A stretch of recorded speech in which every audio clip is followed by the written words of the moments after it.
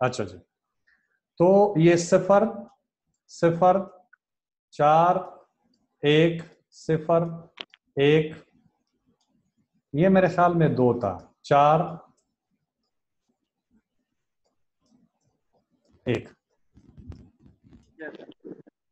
Sigma D minus D bar whole square is equal to 1 और 4 5 6 7 11, ये 11 हो गए। ठीक है जी, 11 डिवाइडेड बाई 10, सॉरी 8, कितने हो गए ये?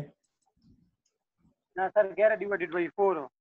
हाँ, n-1 है, n-1, ये सिग्मा है ना, ये सिग्मा मेरे पास आया कितना, 11 आया ना। अब इसको डाल दो, S D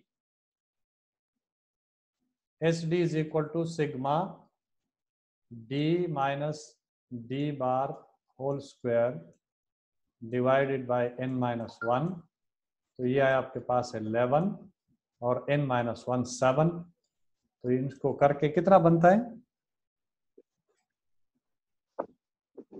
11 multiply by 7 is equal to 1.57.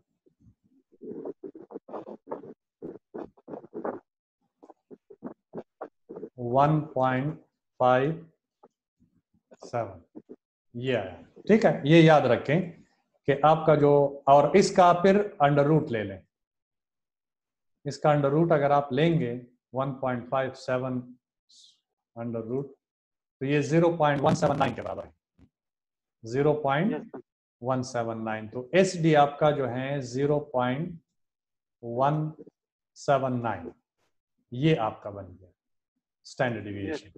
ये याद रखें बस, 0.179, 179।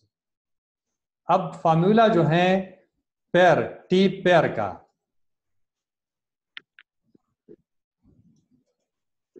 वो है D bar divided by S D divided by N under the root. तो डी बार आपके पास 4 है, एस डी आपके पास 0.179 है, और सैंपल साइज आपके पास 8 है, इसको डिवाइड कर दें। ये जरा करके देखें।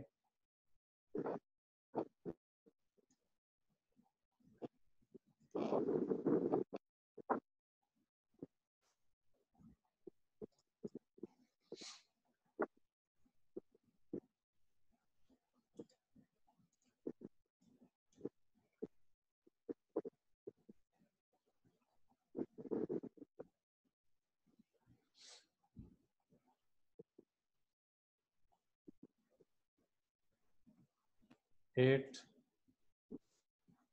Square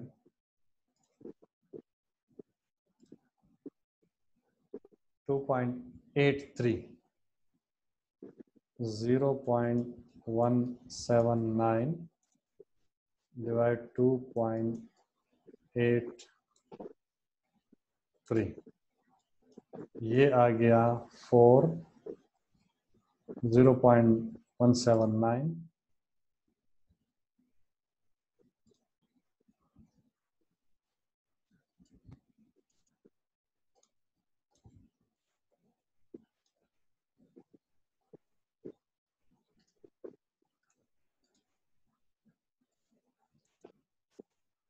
0.063, 4 divided by 0.063 is equal to 0.063।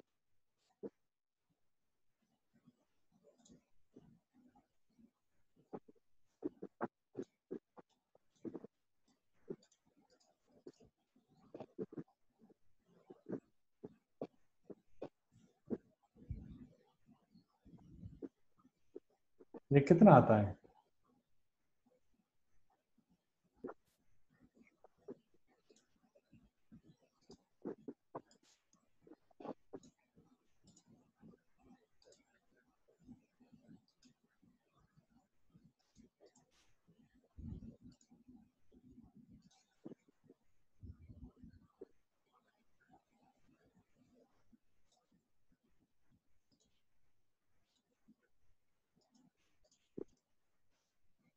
63.49 ये आता है 63.49 yes, ये वाला वैल्यू है। अब इसको अगर टी टेबल में आप देखें तो 7 डिग्री ऑफ फ्रीडम है और 0.025 क्योंकि ये टू टेल हाइपोथेसिस ज्यादातर होता है, इसके नीचे इसके सामने, ये जरा आप देख लें कितना होता है, ये आपका टेबुलेटेड वैल्यू होगा।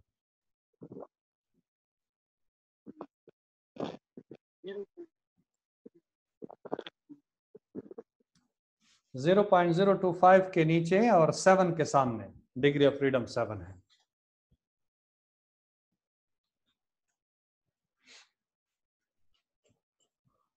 ये तो 3 अच्छा 0.02 के नीचे तो 3 आता है, 7 के सामने और 0.02 के नीचे। अच्छा, तो ये टेबुलेटेड वैल्यू आपका 3 है और कैलकुलेटेड वैल्यू पता नहीं कहां पे फॉल कर रहा है, आपका 63 है। हाँ, तो is the calculated value 63.4 something is far more greater than 3, the tabulated value, and it falls in the rejection region. So we reject the null hypothesis and we have sufficient evidence to conclude that there is, the intervention is effective. There is a statistical difference before and after the intervention. समझ में आ गई? ये सही है। 0.02 ये क्यों लिया sir? तो अल्फा आपका 5 है ना, अल्फा 0.05 है, इसको आप 2 पे डिवाइड करें तो कितना बन जाएगा? 0.0250। लिखा हुआ है 0.02 लेकिन ये इसके बराबर है, इसके नीचे। यस सर, ये अल्फा बाय 2 है ना, there is the difference is equal to 0, the difference is not equal to 0। ये टू टेल हाइपोथेसिस, मेजॉरिटी इसमें टू टेल हाइपोथेसिस होते हैं, ये जो पेयर सैंपल टी टेस्ट है। यस सर, यानी डिफरेंस जो है वो 0 के बराबर है और डिफरेंस जो है ना वो 0 के बराबर नहीं है, इसी तरह। ठीक है जी? Yes sir. अच्छा जी, अब आ जाएं उस पे। तो सेम चीजें ये इधर आप देखें तो ये रीडिंग 1 है, रीडिंग 2 है, ये डिफरेंस उन्होंने मालूम किया हुआ है, ऐसा है। वेयर डी आई, इन्होंने सिर्फ ये बस डी को लिखा हुआ है, हमने सिंपल तरीके से ये माइनस R1 माइनस R2 और ये कर दिया। The pair difference observation x bar d and SD are the sample mean and standard deviation of the pair differences respectively.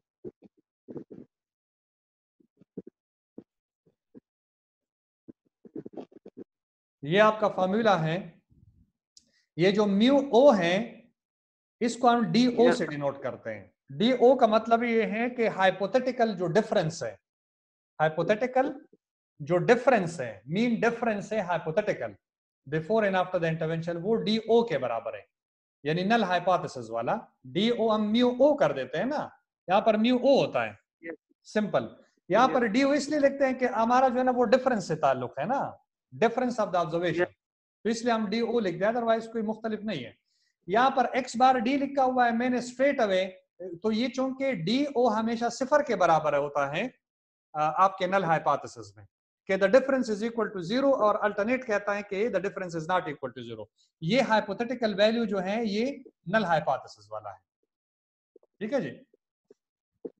तो इसलिए हम इसको लिखते नहीं, हम स्ट्रेट अवे लिख दें D bar divided by S D upon N under the root. इसको फर्दर मैंने सिंप्लीफाई किया हुआ है, जो फार्मूला मैंने अप्लाई किया।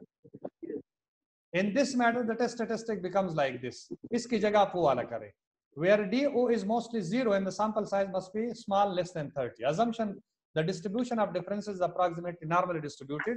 इस डिफरेंस के साथ जितने भी आप पेयर लेंगे वो नॉर्मली डिस्ट्रीब्यूटेड होगा, इनमें इतना मेजर डिफरेंस नहीं होगा एक सैंपल से दूसरे सैंपल में।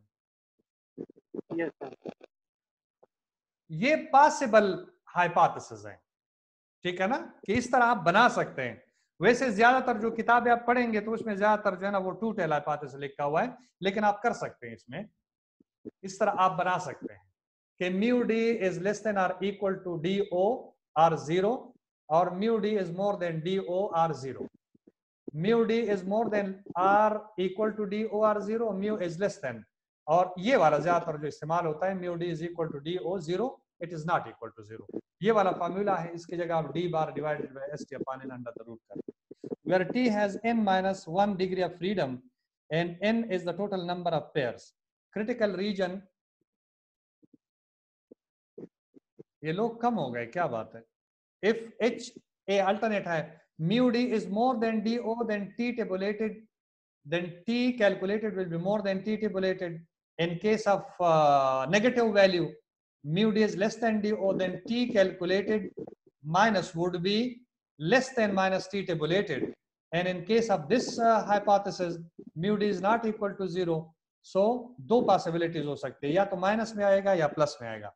अगर प्लस में आया तो t calculated should be more than t calculated, then you can reject the null hypothesis. In case of minus value, the t calculated minus should be less than minus t tabulated, and it will fall in the rejection region. So you will reject the null hypothesis. These are the possible hypotheses, right? The possible hypotheses. Yes. Sir? अच्छा जी, अब ये जो है, हाँ जी अरे ये हमने जो एक एग्जांपल सॉल्व किया ना, वो कैलकुलेटेड वैल्यू हमारे पास बहुत ज्यादा आ रही थी। तो सर इसका मतलब ये है कि जो इंटरवेंशन हुए हैं उनका कुछ असर नहीं हुआ, या इसका क्या मतलब है? नहीं, इंटरवेंशन बहुत ज्यादा इफेक्टिव होता है, इसलिए तो कैलकुलेटेड वैल्यू बहुत बड़ा आया ना। अच्छा, तभी तो ये रिजेक्शन रीजन में फॉल कर रहा है ना। ये सर भी जो है इंटरवेंशन की वजह से बहुत ज्यादा चेंजेस आ गए, बहुत चेंज आया, बहुत इम्प्रूवमेंट हो चेंज आया, गए। नॉलेज में बहुत ज्यादा इजाफा हुआ है। यस सर, सही है। ठीक है, अच्छा आप इस सिनेरियो को थोड़ा सा पढ़ लीजिए। फरमान आप पढ़े जरा इसको। इरशाद आपको नजर आ रहा है? Yes sir. ये पढ़े जरा। Trace metal in drinking water. Trace metal in drinking water. Water well affect the flavor of water, and unusually high concentration can pose a health hazard. Furthermore, the water in well may vary in the concentration of the trace matter depending upon from where it is drawn. In the paper, Trace Metal of South Indian River Region, Environmental Study 1982, 62 to 6, trace metal concentration mg by liter on zinc were found from water drawn from the bottom and the top of each of 6 wells. Use a 5% level of significance. क्या कह रहा है ये? Understanding level क्या sir है? ये कह रहे हैं कि ये जो स्टडी हुई है उसके मुताबिक इंडस रिवर से जो ट्रेस मेटल जिंक वो बॉटम से वो एक्सट्रैक्ट किया गया है। नहीं, vary in the concentration of the trace metal depending upon from where it is drawn. जरूरी नहीं है कि बॉटम से। सर, ये कहता है कि ट्रेस मेटल जो ड्रिंकिंग वाटर में है ये फ्लेवर को अफेक्ट करता है और इसका हेल्थ पे बहुत बुरा असर है, इसके कंसंट्रेशन का, high concentration.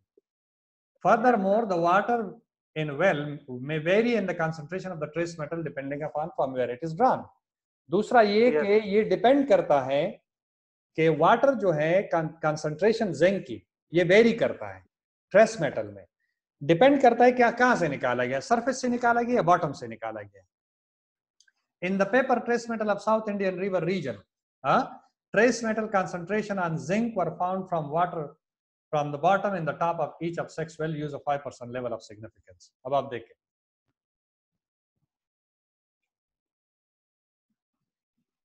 HO mu D is equal to 0. यानी the difference, mean difference of the two observation is equal to 0. There is no difference in mean concentration of zinc and water drawn from bottom and the top of the well. और alternate कहता है कि there is a difference in the mean concentration of zinc water drawn from the water in the top of the well, and that's why the flavor is changed. The flavor is changed. ये data है आपके पास, इससे आप निकाले जरा, शाबाश। मैं wait कर रहा हूं। डिफरेंस आपके पास है, लेकिन आप स्टैंडर्ड डिविएशन और मीन निकाले और फिर इसको फॉर्मूला में पुट करके वैल्यू मुझे बता दें, शाबाश। ठीक है, मैं वेट कर रहा हूं। 10-15 मिनट का टाइम मैं आपको दे देता हूं, ये टाइम लेगा तो आप कैलकुलेट करके फिर मुझे बता दें, ठीक है।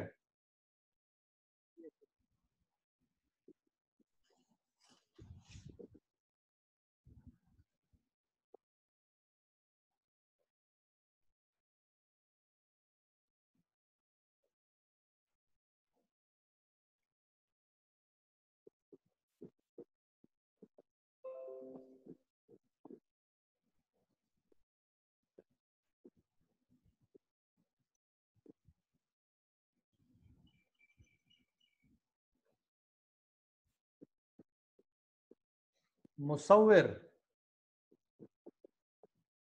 मुसव्विर आवाज आ रही है आपको?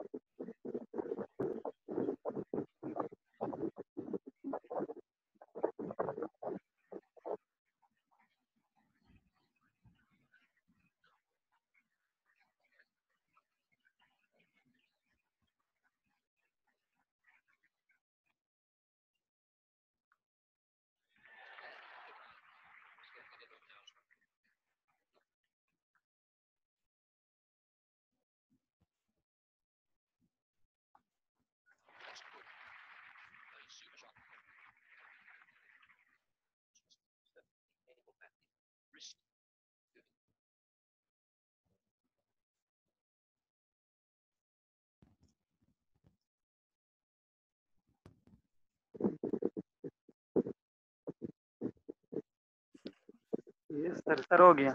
हो गया, क्या आंसर आया? सर ये थ्री कैलकुलेटेड का 3.7 समथिंग आते हैं मेरे। हाँ हाँ बिल्कुल। Yes sir. बाकी लोगों ने कर लिया।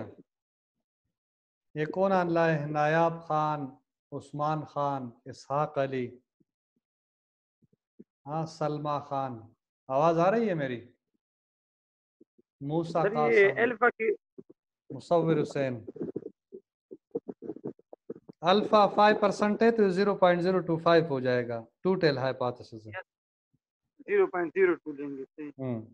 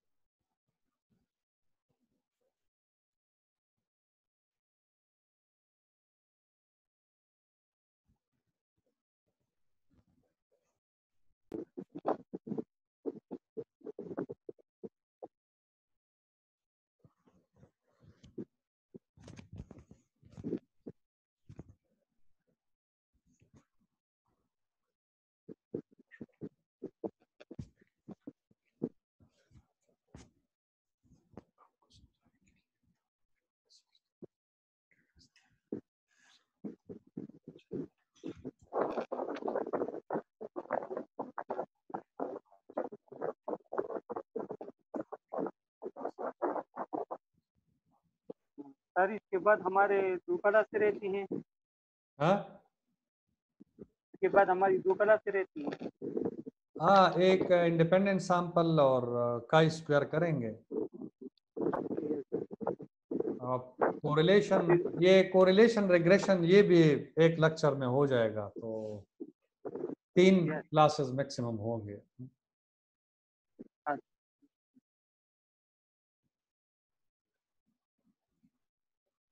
मैं देखता हूँ बीच में से अगर टाइम मिलता है तो आपको मैं मैसेज कर दूंगा, इसलिए कि मैं भी थक चुका हूँ। ये लोग बहुत कम ये क्लासेस दे रहे हैं। मेरी कोशिश है कि मैं कोर्स खत्म कर दूं ना, तो मैं बाउंड हूँ, मतलब मैं कहीं जा भी नहीं सकता। कहीं नेट का प्रॉब्लम होता है तो मुझे वेट करना पड़ता है इधर। एक पीजीसीएन वाला है, आप लोगों का है पीजीसीएन वाले, तो मेरे ख्याल में पेयर सैंपल टी टेस्ट उन्होंने किया है, और अभी इंडिपेंडेंट सैंपल आप भी करेंगे, वो भी करेंगे। तो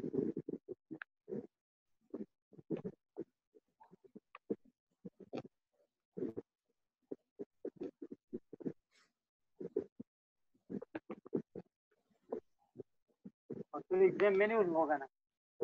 हाँ हाँ,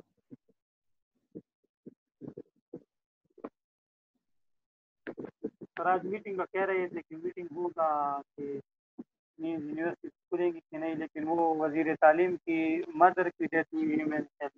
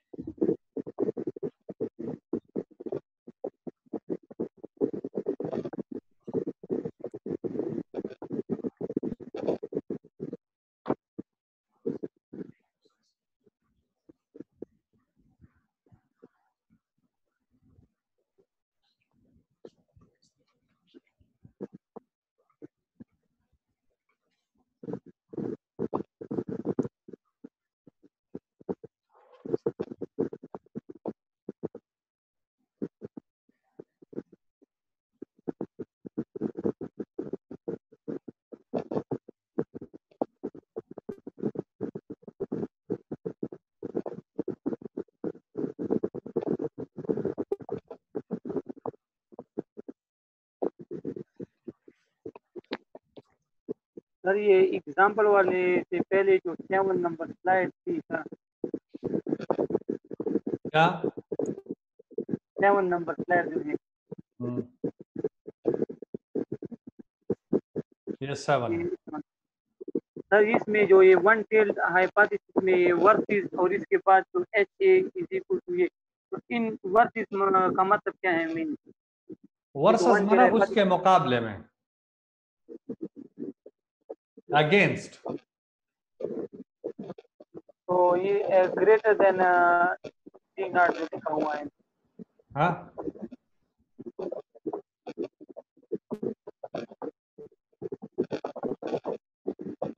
किधर लिखा हुआ है? सर ये एक चीज तो समझ आ रही है ना, मीन वन टेल में जो फर्स्ट